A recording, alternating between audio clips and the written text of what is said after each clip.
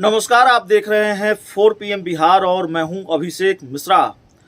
देखिए, बिहार के पूर्व सांसद आनंद मोहन की रिहाई को लेकर एक बड़ी महत्वपूर्ण जानकारी है। आनंद मोहन को रिहा किया गया, उनकी रिहाई हुई। गोपालगंज के तत्कालीन डीएम जी कृष्णैया हत्या मामले में वो लगभग 1.5 दशक तक जेल में बंद रहे, बल्कि 1.5 दशक से ज़्यादा से वो जेल में बंद थे। 16 सालों के बाद उनकी रिहाई हुई और इस वजह से रिहाई हुई क्योंकि नीतीश कुमार ने जेल मैनुअल में बदलाव किया, जेल के नियमों में बदलाव किया और तब आनंद मोहन की रिहाई का रास्ता आसान हुआ। आनंद मोहन की रिहाई से पहले भी और आनंद मोहन की रिहाई के बाद भी बिहार की राजनीति गर्म रही है। नीतीश कुमार के राजनीतिक विरोधी आनंद मोहन की रिहाई को लेकर नीतीश कुमार को घेरते रहे हैं, लेकिन सिर्फ नीतीश कुमार के राजनीतिक विरोधी नहीं। जिस गोपालगंज के डीएम जी कृष्णैया की हत्या के मामले में आनंद मोहन 1.5 दशक से ज़्यादा जेल में बंद रहे, उन्हीं जी कृष्णैया की पत्नी ने सुप्रीम कोर्ट में उनकी रिहाई, आनंद मोहन की रिहाई के फैसले को चुनौती दी थी।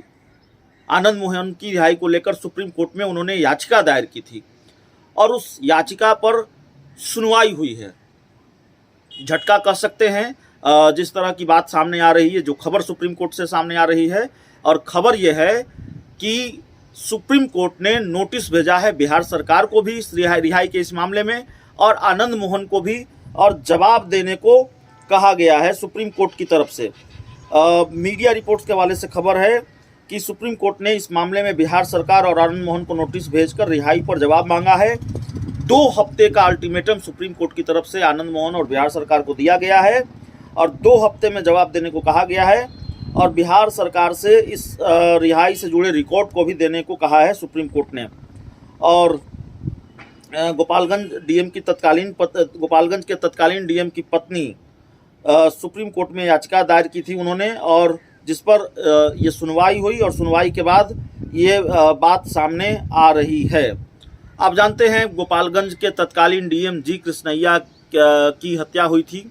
1994 का ये मामला है और उसके बाद इस पूरे मामले में आनंद मोहन को फांसी की सज़ा सुनाई गई थी, लेकिन आनंद मोहन की फांसी की सज़ा निचली अदालत के फैसले को हाई कोर्ट ने बदल दिया। आनंद मोहन की फांसी की सज़ा को उम्र कैद में बदला और आनंद मोहन 1.5 दशक से ज़्यादा वक्त तक जेल में थे और जिस तरह का नियम था उस नियम के हिसाब से अगर किसी लोक सेवक की हत्या हो जाती है, किसी अधिकारी की अधिकारी की हत्या हो जाती है, तो फिर अगर आपको आजीवन कारावास की सज़ा मिली है तो आपको तब तक जेल में रहना होगा जब तक आप जिंदा हैं, यानी कि पूरे जीवन आप जेल से बाहर नहीं निकल पाएंगे।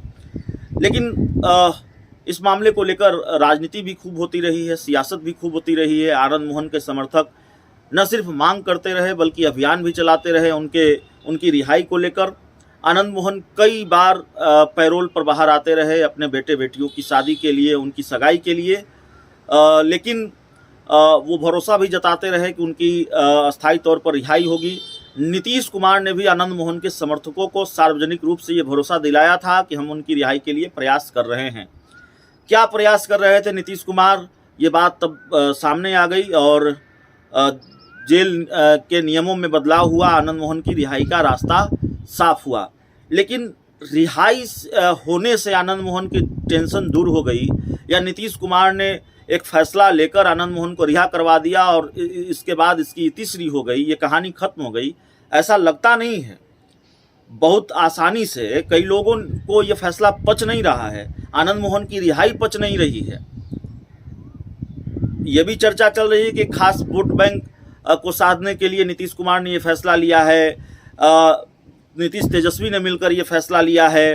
कई तरह की चर्चाएं आनंद मोहन की रिहाई को लेकर चल रही है और आनंद मोहन की रिहाई के बाद भी आनंद मोहन और नीतीश कुमार की टेंशन खत्म होने वाली इसलिए नहीं है क्योंकि मोर्चा खोल दिया है एक तरह से। जो डीएम अब इस दुनिया में नहीं है, गोपालगंज के तत्कालीन डीएम जी कृष्णैया, उनकी पत्नी ने, वो सुप्रीम कोर्ट चली गई हैं और सुप्रीम कोर्ट में उन्होंने याचिका दायर करके इस रिहाई के फैसले को चुनौती दी थी और आज इस पर नोटिस जारी कर दिया है। सुप्रीम कोर्ट की तरफ से नोटिस जारी किया गया है। आनंद मोहन और बिहार सरकार दोनों से जवाब मांगा गया है। तो जाहिर है ये मामला इतना आसान नहीं है। इस पूरे मामले ने तूल पकड़ा है। आनंद मोहन की मुश्किलें बढ़ भी सकती हैं, बढ़ेंगी नहीं बढ़ेंगी ये देखना होगा, कितनी बढ़ेंगी ये भी देखना होगा। बढ़ने के आसार नजर आते हैं जिस तरह की बात सुप्रीम कोर्ट से सामने आ रही है, जिस तरह से नोटिस जारी किया गया है। बहुत बहुत धन्यवाद।